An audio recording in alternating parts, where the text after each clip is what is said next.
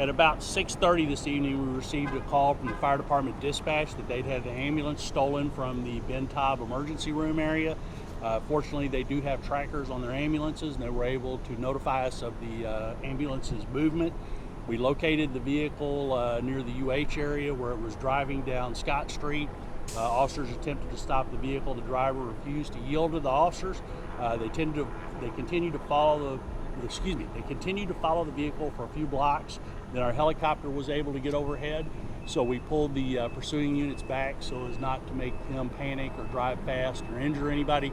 So between the helicopter and unmarked units and the tracker, we were able to follow the ambulance for about 30 minutes here to homes in Alameda, where the driver lost control, went into the ditch, got stuck in the mud between a tree and a telephone pole.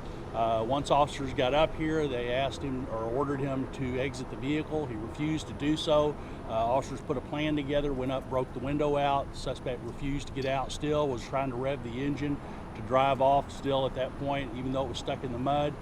They sent the K-9 in. The K-9 officer made contact with the suspect on the arm. He received an injury from the K-9. Right now, that suspect's being transported to the hospital, to Ben Taub Hospital, to be treated for the injuries, and then he'll be transported to jail, more than likely for UUMV and evading arrest.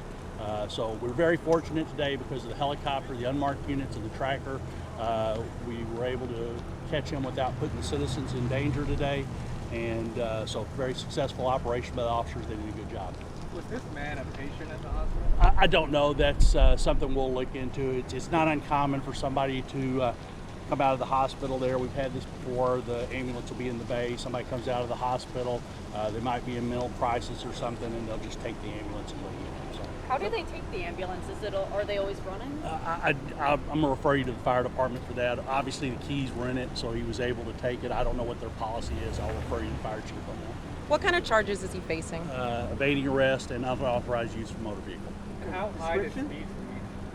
The highest speeds I heard was 40, 50 miles an hour on some of these streets, so not very fast. At one point, he was using the lights and sirens on the ambulance to get through traffic, so I think citizens were obviously a little confused by that. So, like I say, we're just very fortunate. Helicopter was overhead and worked out well.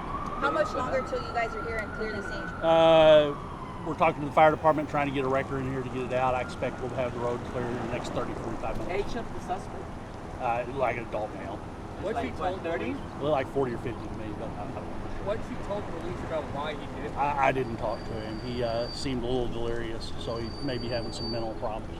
Was he with a hospital bracelet or anything? I didn't see that. No? Was the ambulance ever on fire? When he got down here, he had lost the wheels and he was driving on the rim, so there was a lot of smoke coming out. I don't think it was on fire, just the wheel and the rubber turning on the concrete put out a lot of smoke. So. Did he lose a tire? It looks like he lost Yeah, it's my understanding at some point he hit a curb and blew out a tire, so that's why the tire came off. And did you say he's being taken to Ben Taub? Yes, he's been taken to Ben Taub. Like I say, when they sent the K-9 in, the K-9 made contact with his arm or bit him on the arm, so he's been taken to the hospital for treatment and then he'll go to jail. So Hispanic?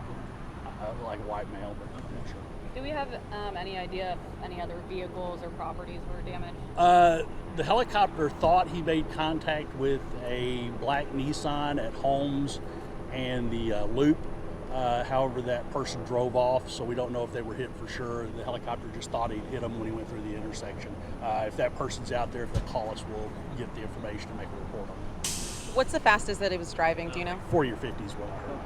How helpful was the tracker on the ambulance to? Absolutely. Between the tracker, the helicopter overhead, and then we were able to get the undercover officers watching him. We could pull our marked units back to a distance so as not to press him or make him go faster. So it makes it much safer. And were any weapons or anything else nefarious recovered? Not to my knowledge. All right. Thanks, guys.